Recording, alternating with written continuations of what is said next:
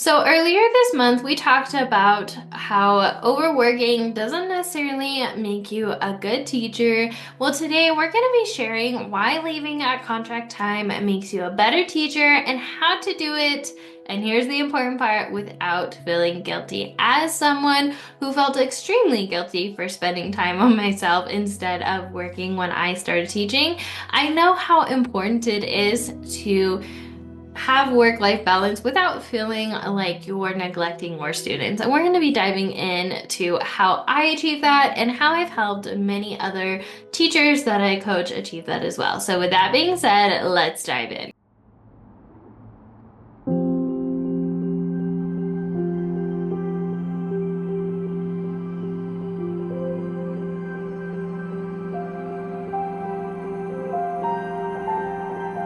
So, as we dive in, one of the first things we're going to talk about is why leaving at contract time makes you a better teacher. So, there are several different reasons why leaving at contract time can make you a better teacher. The first one is it prevents you from reaching burnout. Now, I shared a little bit about my journey when I started teaching. My co-kinder teacher shared how she saw one of our coworkers leaving at contract time every day and how she clearly didn't care about teaching as much as we did. And from that point on, I had ingrained in my brain somehow, some way, that to be a good teacher, you have to work hard.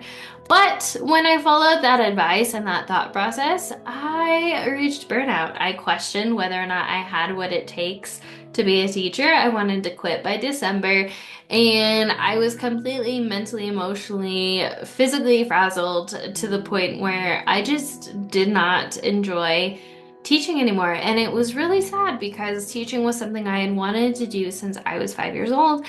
And I had reached burnout essentially. I had anxiety, depression. It was not a good place to be.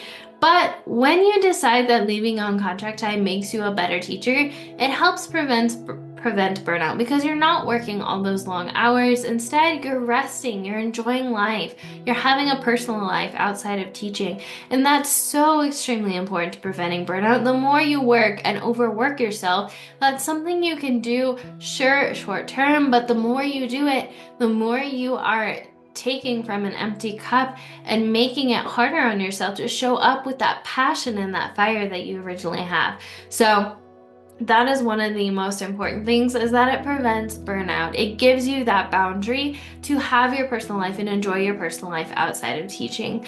The second thing is it helps you to be and teach in the moment. When I was overworking a ton, working a ton of hours, I wasn't thinking about my students when I was teaching them. I was thinking of the bazillion things I had to do after work, and I missed a lot of things. I missed when my students would get something wrong and that was a teaching moment. I missed sometimes when I was not meeting their emotional needs simply because I was so overworked. I wasn't able to be there in the moment. And that's the whole reason that I started the Present Teacher in the first place, is I learned firsthand what it's like to be in the moment and to teach in the moment, and how impactful it is for your students when you're able to show up in the moment and teach them and be there for them.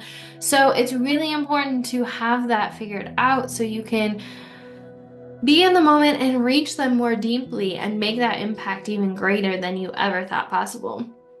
The next thing is it improves work-life balance. When you leave at contract time, you are setting a boundary and allowing yourself to have a personal life outside of teaching, and overall your health is just going to increase. You'll have more time to take care of your physical health. You have more time to prep healthy meals. You have more time for social life. There are so many reasons why leaving at contract time makes you a better teacher. It helps improve your work-life balance. It helps you show up more fully as a mom, as a spouse, as a dad, as a, parent, as a friend, as a just all the other hats you wear other than a teacher. And that is so incredibly important. Also, it enhances productivity. When you are able to do So here's a great example. When I often find myself overworking, it takes me so much longer to get something done. Whereas if I show up with my optimal energy, I'm on my A game, I feel good, I'm mentally in a great spot. My energy is high. It takes me a tenth of the time to accomplish that. Back in the day when I was constantly overworking, lesson planning one day took me hours. Now, lesson planning a week takes me 45 minutes, if that. When you're able to show up with your full energy and well rested, you're able to accomplish so much more in a shorter amount of time. So it helps you be more productive. You're focusing on the things that matter and you're taking out what doesn't, and you're really focusing heavily on those things that make the biggest impact, and you're leaving your extra time for those extra stuff that you might want to do as just fun or as, extra. So it helps enhance productivity. It helps you be more focused and have more impact by focusing on these short bursts of energy, on these short tasks, versus spending 2 to 3 hours accomplishing something. Another reason why leaving at contract time makes you a better teacher is it encourages strong boundaries. So not only are you modeling for your students, but you're also modeling for your family as well. And when you do that, it encourages a strong boundary. When you set a habit and a boundary, hey, I'm leaving at contract time at 3:15 p.m. every day for 30 days or for 6 months, because I know that in order to be a good mom, a good person, to feel loved, to feel inspired, to feel powerful, to be an impactful teacher, I get to be well rested. I get to love my life outside of teaching. And so when you do that, you're encouraging strong boundaries. And guess who's picking up on those boundaries? Not just you. You're not just the one benefiting from them. Other teachers in your building. I had this experience where I was consistently leaving at contract time, and I had teachers in the building stop and ask me how I was doing it. And I helped them create systems in their lives to leave at contract time so they could be great mothers, grandmothers, fathers, grandparents, what have you, and enjoy their life outside of teaching. There's this whole idea that in order to be a good teacher, you have to work hours and hours, and that's simply not true. You can find a system that works for you and works with your personality, what matters truly to you, and your preferences on how you like to work, and make it so teaching gets to be easy. I know that's very controversial, but teaching gets to be fun. Teaching gets to be easy. You get to create your own schedule in a way that makes you feel inspired, empowered, and creative. So it encourages strong boundaries that allows you to be that teacher, to be that impactful teacher, to be that teacher who shows up and makes a difference every day, to be that teacher who meets her students where they are at and sees them for who they are and assures them they are enough, because she already knows she's enough, who she is and what she does, and what she does is enough. It also helps you be a good model for students. We talked about this earlier. When you have strong work-life balance and you're creating the impact you are, your students are going to pick up on that. And they're going to say, hey, in a profession where you're supposed to work hard, my teacher has shown me it's possible. It's possible to make an impact. It's possible to go into this profession without burning myself out. And our kids need that. This profession needs that. This profession needs future generations to see from their teachers that it's possible. It's possible to love this profession. It's possible to have good boundaries with this profession. It's possible to make an impact without giving yourself up completely to it. It's possible. And when you're doing it, you're selfishly, yes, you're doing it for you, but you're benefiting so many other people when you show up and you decide. When you decide that I am worthy of having good work-life balance. I am worthy of showing my students what is possible. I am worthy for having good relationships with my family. I'm worthy of loving myself and enjoying my life outside of teaching. So it makes you a good model, again, not only for your students, your family as well.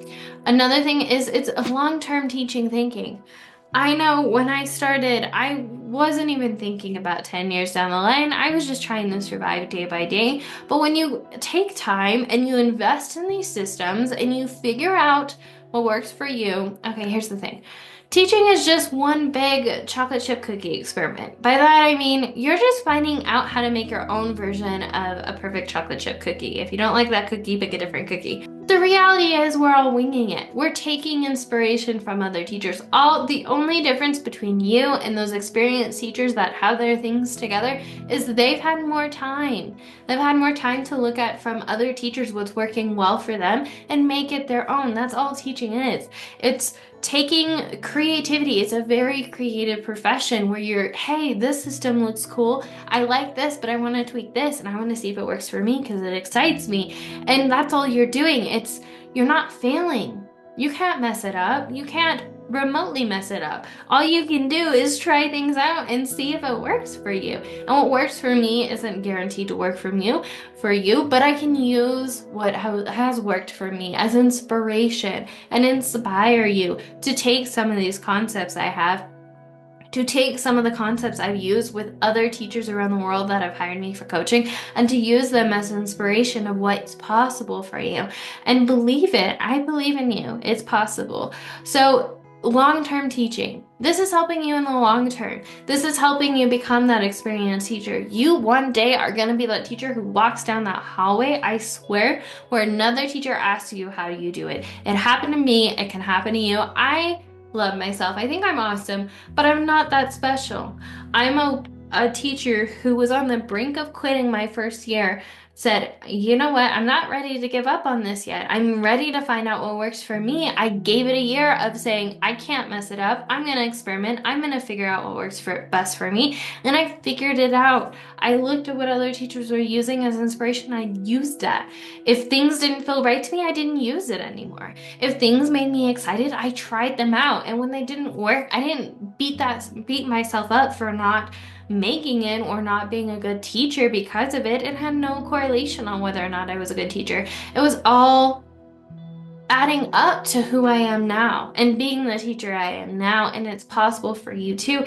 And when you take your teacher journey from this every decision decides whether or not I'm worthy as a teacher to every decision adds up to me 10 years down the line or 1 year down the line or 5 years down the line getting recognized for how awesome of a teacher I am from others because I knew I was from day one. I believed in myself. I tried things out and now I'm here. It's the difference between teachers who are constantly on a hamster wheels, not finding fulfillment, not feeling desire in their life, not living a happy life, to the teachers who have been doing this for 35 years and love it and retire. There's no right or wrong. It's what you want. What do you want? Which one do you want? You get to choose. And leaving at contract time allows you that freedom to leave at contract, to be that teacher who makes an impact for 30 years if you want to. So another thing is more engaged teaching. I can't tell you how many times where I pushed myself through and I forced myself through things and my teaching was not the best. My students, they were not as engaged because I couldn't be as invested. I wasn't as emotionally excited about what I was teaching. I was just trying to get by.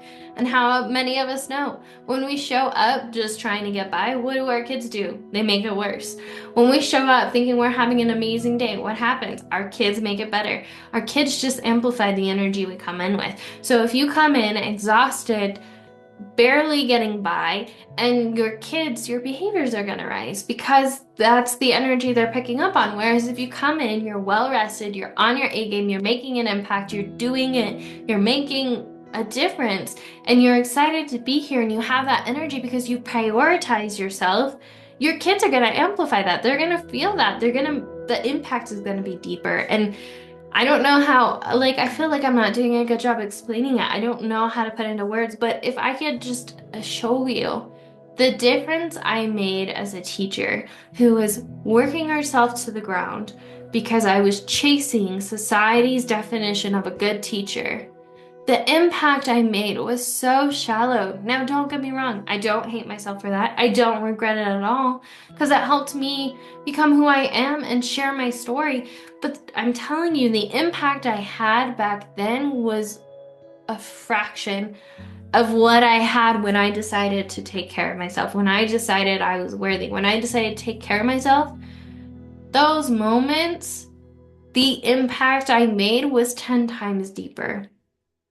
And that's what I want for you. I want you to be able to make that impact that you want to make because you're worth it. You're worthy of making that impact. And so when you're able to show up more engaged, your students are more engaged, the lessons go easier, and it all becomes easier. And that's what I want for you. So now that we talked about why leaving at contract time makes you a better teacher, let's start talking about how to do it without guilt. Now,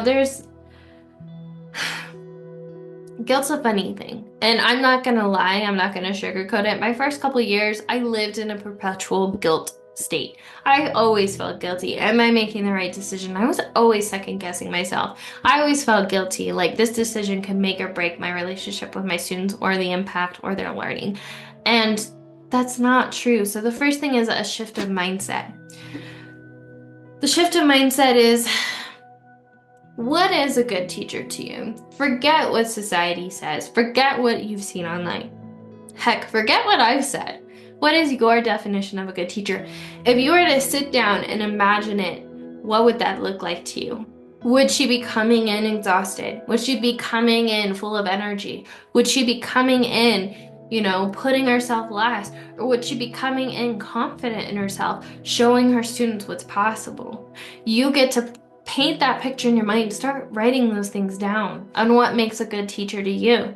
And after you've done that, how does it benefit your students that you leave at contract time? How does it benefit your students that you leave at a consistent time and you're not overworking? Can you make a better impact? Are you able to teach them a little better during small groups? Are you able to see when they're having an emotional crisis or a social crisis and you're able to meet them where they're at? Are you able to model what the future of teaching can look like when you decide that you are worthy of setting boundaries despite what society says? How does that benefit your students? Are you showing future teachers what it's like? Are you creating a classroom of future teachers? Are you changing the world of education as we know it and teaching the profession in general and taking a stand and saying enough's enough? I love this profession. I refuse to let it go. So I'm willing to stand against the societal norm and do what it takes for me to want to stay in this profession long term and show my kids that it's possible to make it as a teacher.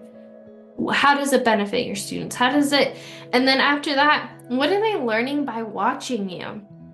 Even if they don't want to be teachers, what are they learning by watching you? Are they learning what work-life balance looks like? Are they learning how to say no? Are they learning how to set healthy boundaries? Are they learning how to live a life without guilt? Are they learning to live a life full of love? Are they learning to live a life full of love of learning? Are they learning to put your heart into your profession without putting your health into a profession? What are they learning?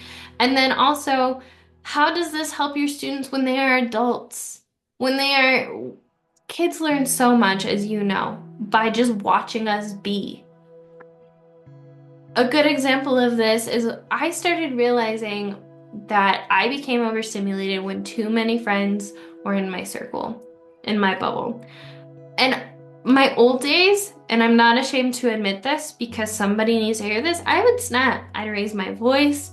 I would have a short fuse. And it wasn't who I wanted to be. And I realized that was a trigger of mine. So what did I do? When I started noticing that, I said, all right, friends, I'm gonna take some breaths. And I modeled what breathing and regulating my emotions look like. And I reminded them to sit down and I told them why. Hey, I need you to sit down and raise your hands because when all my friends are in my space with their hands in my face, I get really tight and I almost feel like I gotta snap because it's not safe for me, even though I know I am safe. My body doesn't like it. What did I notice? My kids were going out into the playground, noticing their triggers and regulating their emotions just by watching me. And who's not to say they're not learning the same with you? And who's not to say they're not incorporating those strategies when they're adults later? And then how does this help your students' future kids? How does this help them as parents? How does this help them with the boundaries they are showing their kids? And then how does it make How does it impact my students if I continue to overwork? What happens to my students if I continue to put myself last? What happens to my students when I put the name of teaching before the actual teaching of teaching? What does that mean to them? That means that what? That means that their needs aren't getting met. That means that what does that mean for them? That it's not possible to make it as a teacher. What does that mean? And then how does it impact my life if I create work-life balance? Are you able to be that mom you dreamed of? Are you able to be there for your future kids? Are you setting habits now that you're gonna need as a mother, as a father, as a spouse, as a husband or a wife or whatever, as a partner? Does it allow you the freedom to start a business, to make a greater impact outside of teaching? How does it impact your life if you create that work-life balance? Are you able to reach more people? Are you able to help your students more deeply? Are you able to lose those 10 pounds and live longer? How does it impact your life when you incorporate work-life balance? And then how does that impact your personal life? Your friends, your family, your hobbies, yourself? What does that mean? And what do my personal kids learn by watching me have work-life balance? Are they learning that in order to make money and to make an impact, you have to work hard?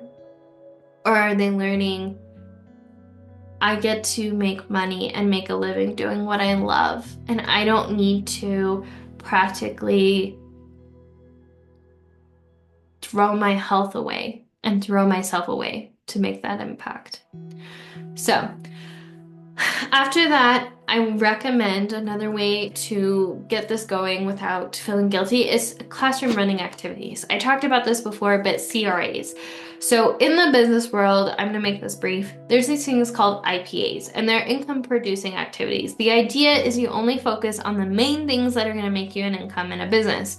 Well, when I started learning about business, I started incorporating that into the classroom, not to make money, but to manage my time. Because as a teacher, instead of money being the currency, while yes, it is, time is a very important currency as a teacher. So I started looking at, I do 40, 50, 100 things during the day. What are the top 5 things I have to do? Or I will get fired as a teacher. I am not a teacher. I am just not, my classroom's gonna catch on fire. Maybe not literally, hopefully. So for me, that was lesson planning, prepping, communication, grading, and resting. Those were the 5 things I had to do weekly. So then I used systems. I came up with batching. Batching is doing like-minded tasks, and these are all things, by the way, I cover in the Present Teacher Circle. So if you want to see how I lesson plan, how I grade, how I prep, how I do all of that, definitely recommend checking out that community because I dive deep into everything. And again, strategies as inspiration, not what you have to do, but take the systems I use, run with it, tweak it, make it your own chocolate chip cookie recipe. So I started batching. I did like-minded tasks. Instead of having a to-do list of the same 20 things every single day to restart, I started focusing on one main thing. So Mondays, lesson, and I themed my days as I picked one focus a day. So Monday, lesson planning. Tuesdays was prepping. Wednesdays, communication. Thursdays, grading. Fridays, catch-up days. And again, I cover that more inside the Present Teacher Circle and in my new book I'm coming out with in the fall of this year. And if you're inside the community, you're getting a chapter each week of that book before it even comes out to the public. So you get a first look, you get a say on some things I'm gonna ask feedback on, you get to see what the whole journey looks like, and you get a signed copy from me. So anyways, and then the next step is to set clear boundaries. What's the new habit? Why is it important? I will leave at 3 p.m. every work day because I am modeling to my own children and my own students what healthy boundaries look like. I will leave at 3:30 every weekday consistently for 2 months because I know it's important to my future kids that I'm going to be a present mom in the future. And then after you set those clear boundaries, the next step is to let go of perfection. You are harder on yourself than you need to be. I'm gonna say it again. I know younger me needed to hear this, young teacher me.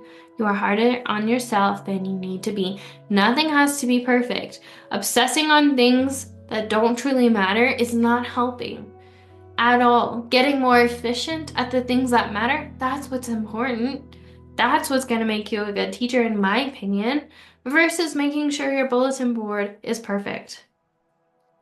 So after you let go of the perfection, give yourself permission. When you've decided and you've gotten clear on what does a good teacher look like, and you've taken the definition from society and throw it out the window, and you're like, this is what a good teacher looks like, and you step into that, you give yourself permission to step into your version of the impactful, balanced teacher. Now, here's the thing. I don't think there's such thing, honestly, as complete balance, but I think there's a such thing as living a life we love. I might work a ton of hours in my business. That's okay. Until it's not healthy, until I'm forcing myself to do something. I can be a good teacher and love what I do and, spend a lot of passionate hours into it until it's something that I'm forcing myself to do because I feel like I have to. And so what does that look like to you? What does that balance look like to you? I've decided this month, and I'm sticking to it. I went from, honestly, working a ton of hours as a teacher to making teaching easy, to then working a ton of hours in this community, in my company. And while yes, I love what I do online, I love it, but do I really need to spend 60 hours a week on it? Definitely not. So I decided I'm only working 2 hours a day. I'm figuring out my CRAs, my classroom running activities, my business running activities I get to do. And I get to do it in 2 hours a day because I'm not working like this for when I have future kids. And I'm setting that boundary. I've decided to step into that version where I make an impact in the classroom and an impact in this business, in this company. And I've decided I am consistently working 2 hours a day, weekday, on my business so that I can model to my future kids what starting a passion and doing something you're passionate about and having a good personal life and work-life balance looks like. And that's why I've decided to do this. What does that mean to you? Could it be 1 hour, 2 hour, 3 hours, 0 hours contract time? You get to decide that. But getting clear on what your definition is. I had to get clear on what does a successful teacher, CEO, and mother and spouse look like. And that's what I decided. She's not working every single second of the day. She works 2 hours a day, but those 2 hours are potent. She is working and she's on fire. She's decisive. Everything she does packs a punch. It's on par every single time. She doesn't have to rework things and tweak things a million times. Sure, she experiments with things, but she's worthy and everything she's doing is adding up. So what does that mean to you? Give yourself permission to step into your version of the impactful, balanced teacher and your version of balanced. So to wrap everything up, especially since the sun is in my eyes. So overview, we talked about why leaving at contract time makes you a better teacher. We talked about how it prevents burnout. It helps you teach in the moment or be present. It helps improve work-life balance. It helps enhance productivity, and it encourages strong boundaries. And it's also a good model for students on showing them what's possible. And it's also helping you in long-term teaching versus short-term teaching, getting burned out and leaving the profession. And it helps you have more engaged teaching. Then we talked about how to do it without guilt. In this, we talked about shifting your mindset from what society's definition of a good teacher is and your definition of what a good teacher is. We talked about classroom running activities. What are the things you need to do that actually get your classroom running? We talked about using systems like batching and theming your days. We talked about setting clear boundaries. We talked about letting go of perfection and giving yourself permission. So, to wrap this up, if you found this helpful, make sure to subscribe to wherever you're tuning in from. And if you found this helpful, I definitely recommend checking out the Balanced Teacher 3-day event. This is a 3-day event where I dive deep like this video or like this content about how to attain and become and step into your version of the impactful balanced teacher. Again, it's a free 3-day event I'm hosting inside my private community. Replays are available, so make sure to go and click on the link. Even if it's already past when it's going live, don't worry about it. You can still go in and watch the replay. I really wanted to make sure this was accessible to those in the community who are really working on that work-life balance as a new teacher.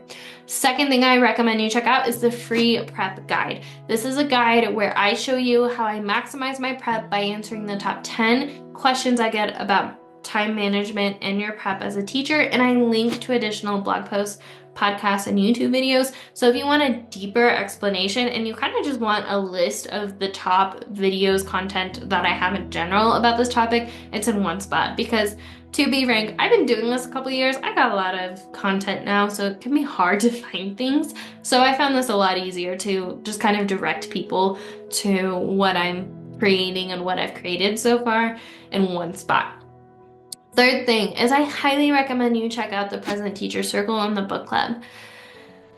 The Present Teacher Circle honestly came from coaching teachers who were looking for a work-life balance. They were new teachers who were like, I didn't know this is what teaching was. I don't know what I signed up for. Help.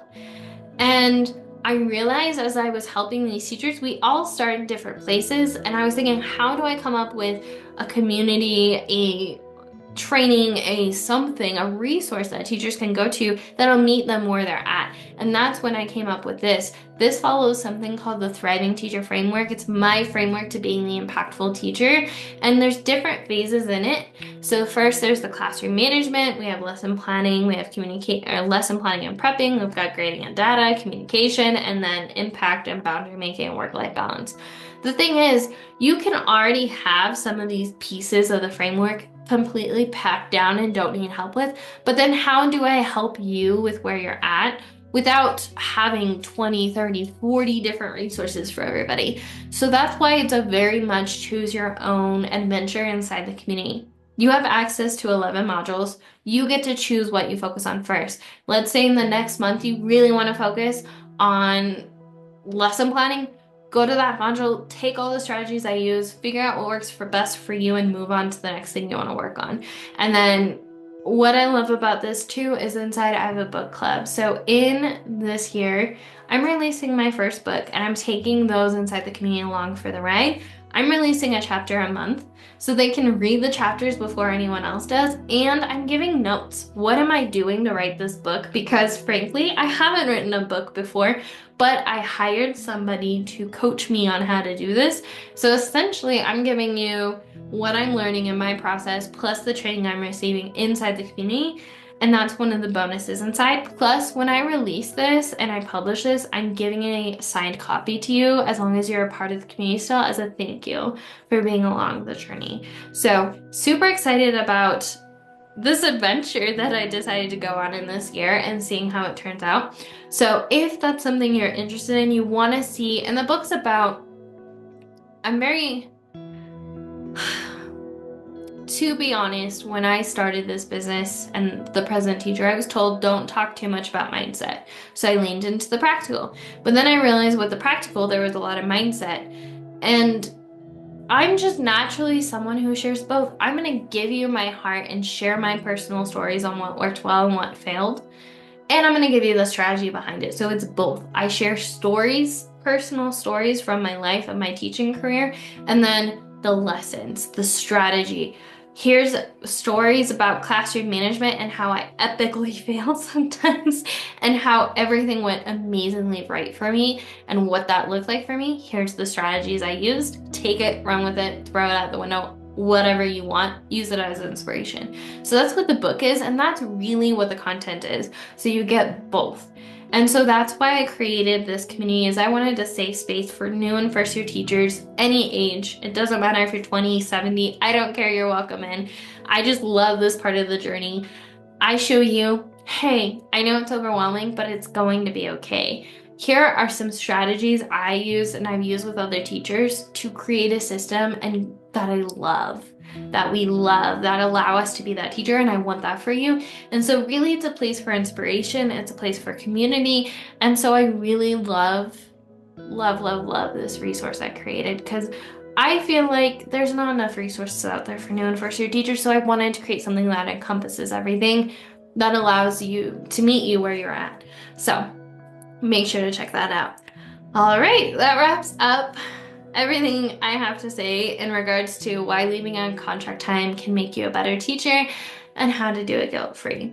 Thank you so much for joining me. I would really appreciate it if you could subscribe wherever you're joining in and send me a DM or a message about how you thought about this. What do you think about this week's content? Let me know. I'm curious. As always, remember we're stronger together. I'll see you in the next one, teacher bestie. Bye.